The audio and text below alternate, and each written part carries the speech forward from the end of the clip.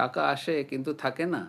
Wealth অ্যাট্রাকশনের এই remedies জানেন? অনেক ইনকাম আসছে তবুও সেভিংস বাড়ছে না। সমস্যা শুধু ইনকাম নয়, ফিনান্সিয়াল হ্যাবিটেও। অনেকে কঠোর পরিশ্রম করেন কিন্তু মাসের শেষে টাকা কোথায় চলে যায় বুঝতেই পারেন না। ওয়েলথ অ্যান্ড প্রসপারিটি শুধু লাক নয়, এটা smart financial discipline plus positive money হ্যাবিটসের কম্বিনেশন। রেমেডি 1, ইনকাম আসার সঙ্গে সঙ্গে আগে সেভিংস করুন। রেমেডি 2, এমার্জেন্সি ফান্ড তৈরি করুন। রেমেডি 3, ইন্স্যুরেন্স প্লাস ইনভেস্টমেন্টে ব্যালেন্স রাখুন। ধরুন দুজন ব্যক্তি বছরে 10 লাখ ইনকাম করেন, পার্সনে সব টাকা স্পেন্ড করেন, ট্যাক্স প্লাস আননেসেসারি এক্সপেন্সের ওপর সেভিংস থাকে মাত্র 50,000।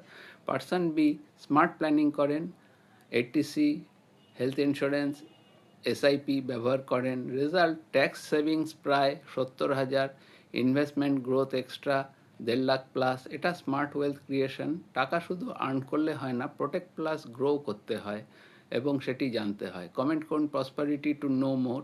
This video is for educational purpose only. Tax saving and investment return may vary as per individual profile and market condition. Please consult financial advisor before investing. ধন্যবাদ, নমস্কার, সকলে ভালো থাকবেন।